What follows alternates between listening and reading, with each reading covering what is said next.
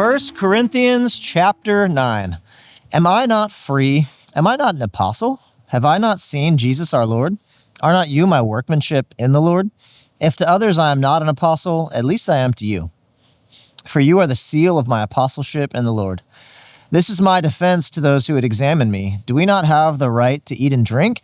Do we not have the right to take along a believing wife, as do the other apostles and the brothers of the Lord and Cephas?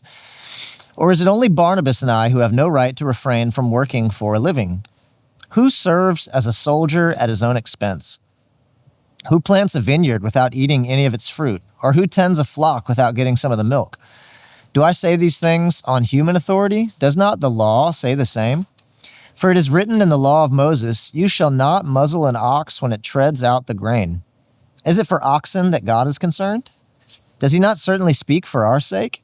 It was written for our sake, because the plowman should plow in hope, and the thresher thresh in hope of sharing in the crop.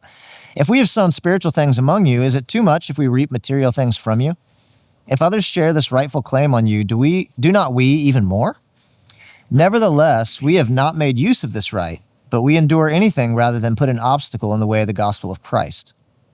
Do you not know that those who are employed in the temple service get their food from the temple, and those who serve at the altar share in the sacrificial offerings? In the same way, the Lord commanded that those who proclaim the gospel should get their living by the gospel. But I have made no use of any of these rights, nor am I writing these things to secure any such provision, for I would rather die than have anyone deprive me of my ground for boasting. For if I preach the gospel, that gives me no ground for boasting. For necessity is laid upon me. Woe to me if I do not preach the gospel. For if I do this of my own will, I have a reward, but if not of my own will, I'm still entrusted with a stewardship. What then is my reward? That in my preaching I may present the gospel free of charge, so as not to make full use of my right in the gospel. For though I am free from all, I have made myself a servant to all, that I might win more of them. To the Jews I became a Jew in order to win Jews. To those under the law I became as one under the law, though not being myself under the law, that I might win those under the law.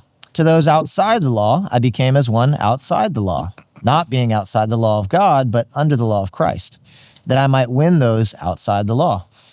To the weak I became weak, that I might win the weak. I have become all things to all people, that by all means I might save some. I do it all for the sake of the gospel, that I may share with them in its blessings. Do you not know that in a race all the runners run, but only one receives the prize? So run that you may obtain it. Every athlete exercises self-control in all things. They do it to receive a perishable wreath, but we an imperishable. So I do not run aimlessly. I do not box as one beating the air, but I discipline my body and keep it under control, lest after preaching to others, I myself should be disqualified. This is the word of the Lord.